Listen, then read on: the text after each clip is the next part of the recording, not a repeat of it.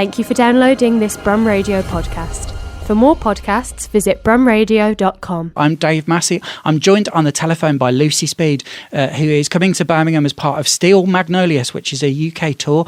It's in Birmingham from the 21st to the 25th of March. Good afternoon, Lucy. How are you? Hello, I'm very well, and how are you? I'm doing good. I'm really pleased to be chatting to you today about this production.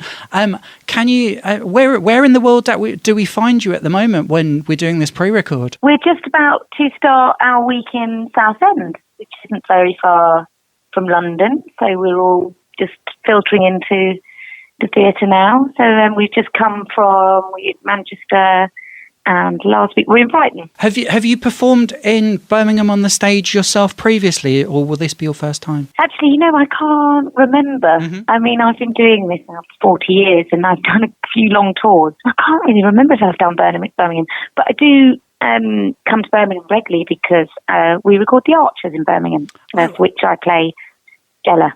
Absolutely. So you must go to the mailbox when you're down in Birmingham for that. I do, and in fact, I'll be dropping into Ambridge when I'm up doing the show to record a little bit of The Archers whilst we're up with you guys. That's brilliant. I'm a theatre reviewer in general, and I've been reviewing theatre for quite some years.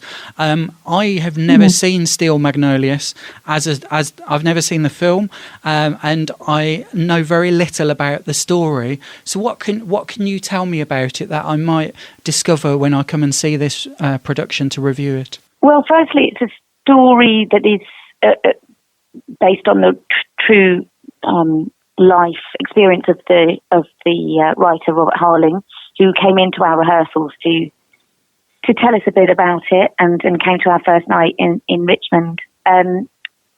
He wrote it as a play originally, and it was just off Broadway as a play a year or so before it became a movie, of which he wrote the film script as well. He then went on to write First Wives Club, etc., etc. It is a play that is set in Louisiana. It's a play about his mother and his sister. And it's also set mostly in a hairdresser's, which is Truvy's Hairdressers, which is the role I play. Mm-hmm. And it's really about community and about how women who have known each other over time within a community hold each other up, really. And or any community hold each other up. It's not just specific to women. Through the ups and the downs and the trials of tribulation of life. And within that is woven a lot of great comedy and great one-liners. And you'll recognise your aunts and your sisters and your mums and your best mates in all of these characters.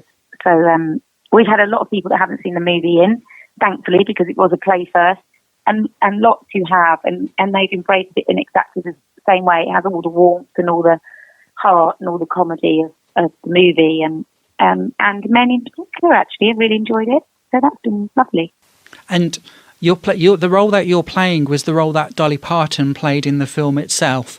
Did you see that performance by Dolly Parton in the film, or was it something that you were able to come to and with a blank slate and put your own stamp on? Yeah, I mean, you wouldn't ever really try to emulate the person who played a character.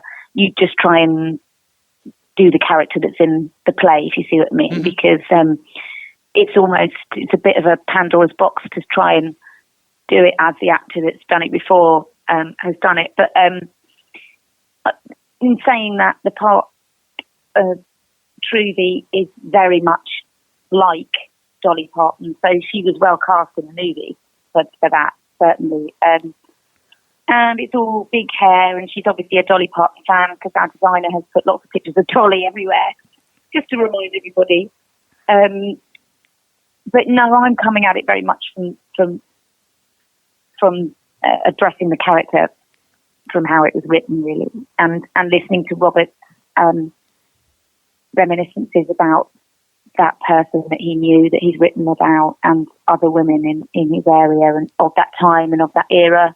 Trying to draw on sort of things I remember of the 80s, being an 80s kid, and its influence, and how society was. And so I suppose she seems a lot like Dolly, but it I think it's because the character is written that way. And when you're on the stage and you've got so many other ladies on the stage with you, I know that you've previously did a one-woman show, a one-person show. How does it feel being on the stage when it's just yourself versus having a group of ladies around you supporting? I say supporting, but being on the stage at the same time as you. What does that difference? Do you feel that difference? Hugely, yeah. It's 10 times less scary when you've got a group of women supporting you and on stage with you, or any sort of entourage, or a larger cast than just one. It's a very lonely experience. And the buck stops with you in a one-woman play, and was half the reason I did it, to test my mettle and ability. So anything that's come after that has been a pleasure to do, in the sense that, I mean, the one-woman play was brilliant and brilliantly written, and such a joy to have all that creative freedom. But being in the dressing room before and after, or just generally, especially if it's a tour with other people, and particularly a cast as great as this, it is such a pleasure and a privilege. And I think you can see all of our chemistry on stage, which turns it into a brilliant thing to watch, because you become part of that friendship group, and you can feel the friendship group in the room when we're on stage. So yeah, I think it's a different experience, not only for me but for everybody, really, for the whole audience that are there. You know, it's very, very intimate when it's just one person on stage and the audience are very much on your side. But in something like this, particularly with this subject matter and with this energy, you feel part of it in a different way, in a lighter way, and the feedback we've had certainly reflects that. Are you allowed to tell us anything about your upcoming projects that you'll be doing after you've finished with Steel Magnolias? Yeah, there's nothing really set in stone. We kind of, you're off and away. I'm not finished until I was originally supposed to finish in April, and asked to stay on a few more weeks to the end of the tour. So yeah, you're just kind of, you're unavailable until you finish, really. Mm-hmm. And there's a few things, but they're so far ahead that they're not really things that you can give anyone any information about. Fantastic. No, that's brilliant. It's exciting that they're in the pipeline there. That's really lovely to hear. Thank you so much for taking the time to chat to me about this today. It's really wonderful to speak to you about this. Pleasure. I hope we see lots of the lovely Brum folk in the audience. I do enjoy Birmingham a lot, and it would be great to play to the crowds. You can see Steel Magnolias on the stage at the Alexandra Theatre in Birmingham from the 21st of March until the 25th of March, and then the tour continues on 22nd of April. Visit steelmagnoliasplay.co.uk, or you can go to ATG Tickets and find out tickets for the show when it comes to Birmingham.